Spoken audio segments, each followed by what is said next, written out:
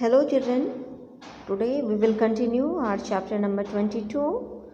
Here is the new heading, who will decide, यानी कि कौन फैसला लेगा। Dhondu comes from a very large family. Dhondu एक बड़े परिवार से बिलोंग करता था। His elder uncle looks after the family, their fields, money matters. यानी कि उसके जो बड़े अंकल थे वो उनके घर का देखभाल करते थे, खेतों की देखभाल करते थे, और जो पैसे के लेन देन की बात होती थी वो भी उनके अंकल ही डिसाइड करते थे। किसके अंकल? ढोंडू के uncle. He decides about all the small and big things for the family, यानी कि वो परिवार के जो भी छोटे डिसीजंस होते थे या बड़े डिसीजंस होते थे, सारे डिसीजंस ढोंडू के अंकल ही लेते थे। Dhondu has always work in the fields, Dhondu हमेशा फील्ड में बैठ के काम किए हुए हैं, ठीक है। ऑलवेज उन्होंने फील्ड में वर्क किया है हमेशा। But now he wants to do something different, लेकिन अब वो कुछ नया करना चाहते हैं। He would like to borrow some money from a bank and buy a चक्की machine to grind grain.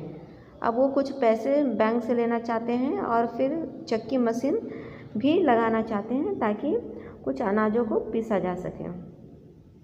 There is no such machine in their village, यानी कि उनके गांव में ऐसा कोई मशीन नहीं था पहले। Dhondu is confident that this new work will help earn money for his family. Dhondu को इस बात का विश्वास था कि इस काम से उसके घर में पैसे आएंगे, अर्निंग होगी, फिर परिवार को भी फ़ायदा होगा। Father has agreed to let him try the new work. जो ढोंडू के जो फादर थे वो सहमत हो गए इस बात से। But his elder uncle is not agreeing to this, लेकिन उसके जो बड़े अंकल थे वो इस बात से सहमत नहीं थे। Next page, talk about this, there are lot of questions. If you are in Dhondu place what would you do, यदि तुम ढोंडू के प्लेस पे रहते देन तुम क्या करते?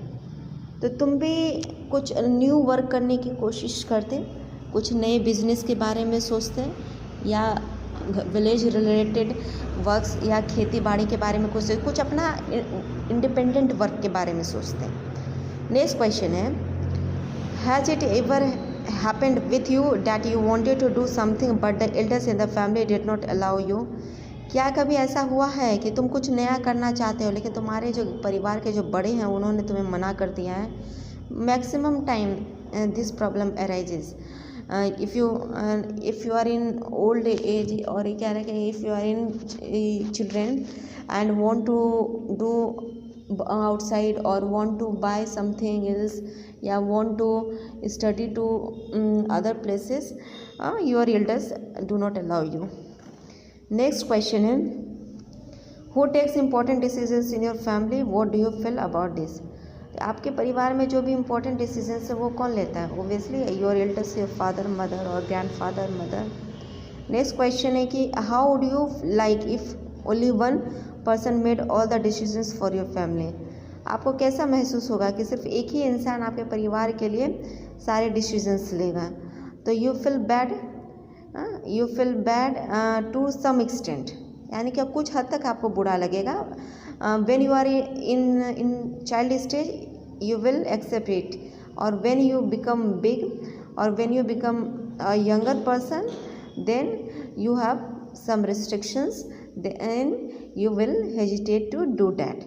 Okay my dear students, this is over for today, and in the coming video I will continue this chapter. Goodbye.